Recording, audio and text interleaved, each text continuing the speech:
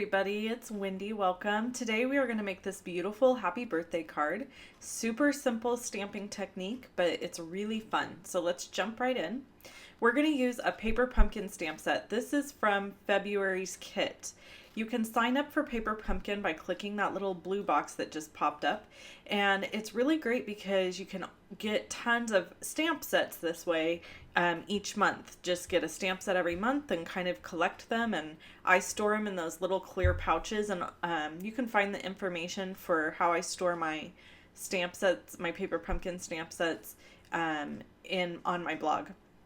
Okay, so I have these three colors. This is part of the Global Design Challenge. I'm using Daffodil Delight, Basic Gray, and Smoky Slate. And these are Stampin' Up! Ink colors. If you're unfamiliar, I am a Stampin' Up! Demonstrator. And so you can purchase these from me in my online store. I'm just using this open rose image to stamp randomly all over the Whisper White cardstock. This cardstock is cut at 4 by 5 1/4. And it just lends well to stamping. The ink dries very nicely and very quick on this paper. And then I'm going to use Smoky Slate and stamp a little bitty tiny flower image. And I have to admit that a lot of times I overlook all these different images in the Paper Pumpkin stamp sets, and it's a huge mistake on my part. So this Paper Pumpkin stamp sets are usually fairly small. They're what I would call a mini stamp set, although on occasion they're pretty big sets. So this particular stamp set was fantastic.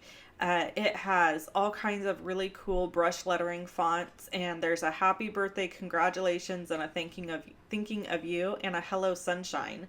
And at the end of this video, I'll show you some of the other stuff that I made using this stamp set. You cannot purchase this stamp set anymore, and that's the pits about the Paper Pumpkin. The stamp sets that are produced for the Paper Pumpkin kits are only available in the Paper Pumpkin kits. So I subscribe to Paper Pumpkin and I get it every month. It's about $21 after you've paid shipping and tax. If you're a demonstrator, you get a discount. And I just collect all the stamp sets. So I've got a ton of cool stamp sets, and I'm going to try to get in the habit of using them more.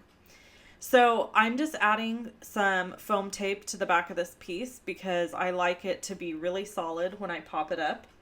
And then I'm just going to layer it down on my card base. My card base is cut at 11 inches by 4 1/4.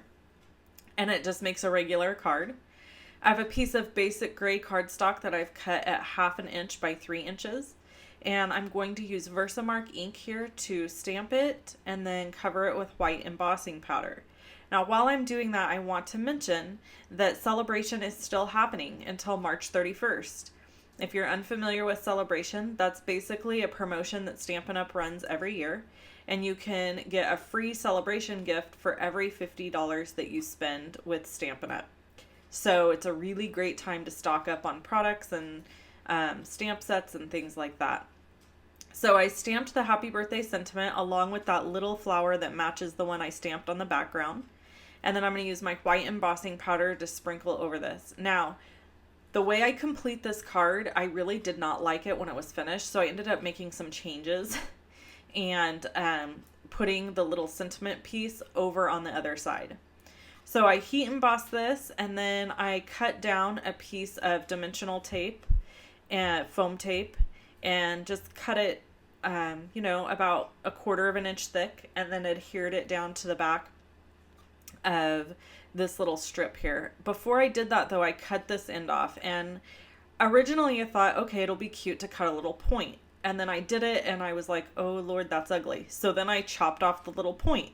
And it left this really funky, weird edge at the end, but, only I will be bothered by that. The receiver probably would care less, which is something that I encourage all of you to give yourself a break on, is that I hear a lot, oh, I messed up, or it doesn't look perfect, and, if it's perfect, it's not handmade. That's my policy. So this is how it turned out, and then I have a few other cards to show you. When I started this process, like I said earlier, I'm doing this for Global Design Challenge, and I knew I needed to use these three colors. And my inspiration actually came from an email I got from Better Homes and Gardens. And so you can check all that info out on my blog post. But those are some of the other cards I created.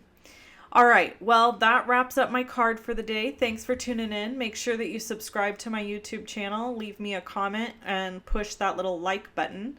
Here's a couple other videos that you can check out. Just click on the images and you'll be taken to those videos. Thanks for hanging out with me today. I hope you have a good one. Bye-bye.